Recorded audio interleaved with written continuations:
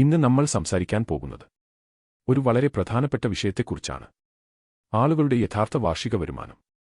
നമ്മുടെ സമൂഹത്തിൽ പലരും അവരുടെ വരുമാനം വളരെ കുറച്ചു കാണിച്ച് സർക്കാർ ആനുകൂല്യങ്ങൾ കൈപ്പറ്റുന്നുണ്ട്. റേഷൻ കാർഡ് പോലുള്ള സഹായങ്ങൾ പോലും യഥാർത്ഥ അർഹതയില്ലാത്തവർ ഉപയോഗിക്കുന്ന സ്ഥിതി ആണ് ഇന്ന് കാണുന്നത്.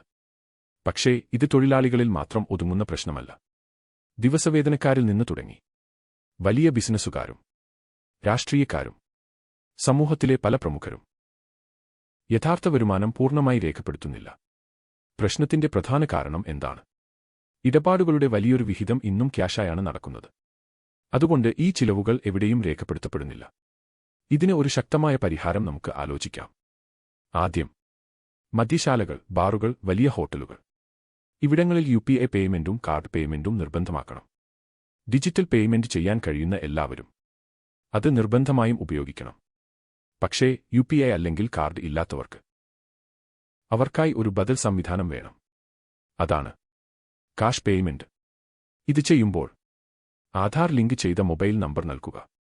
ആ നമ്പറിലേക്ക് ഒരു OTP വരും. ആ OTP കൊടുത്താൽ മാത്രം ട്രാൻസാക്ഷൻ പൂർത്തിയാകും. അങ്ങനെ ചെയ്താൽ ആ ചിലവ് അവരുടെ പ്രൊഫൈലിൽ രേഖപ്പെടുത്തപ്പെടും. ഇത് തൊഴിലാളികൾക്ക് മാത്രമല്ല, വലിയ ബിസിനസ്സുകാരും രാഷ്ട്രീയക്കാരും എല്ലാവർക്കും ഒരുപോലെ ബാധകമാകണം. ഇപ്പോൾ ഒരു പ്രധാന കാര്യം കൂടി. UPI അല്ലെങ്കിൽ കാർഡ് വഴി പേയ്മെന്റ് ചെയ്യുന്നവർക്ക് 1% മുതൽ 3% വരെ ചെറിയ ഡിസ്കൗണ്ട് നൽകണം. കാഷ് പേയ്മെന്റ് ചെയ്യുന്നവർക്ക് ഡിസ്കൗണ്ട് നൽകേണ്ടതില്ല. അപ്പോൾ എന്ത് സംഭവിക്കും? എല്ലാവരും സ്വാഭാവികമായി ഡിജിറ്റൽ പേയ്മെന്റിലേക്ക് മാറും. ബ്ലാക്ക് മണി കുറയും. സാമ്പത്തിക സുതാര്യത ഉയരും. സർക്കാരിന് കൂടുതൽ നികുതി വരുമാനം ലഭിക്കും. അത് ഉപയോഗിച്ച് പൊതുജനങ്ങൾക്ക് കൂടുതൽ വികസന പ്രവർത്തനങ്ങൾ നടത്താം.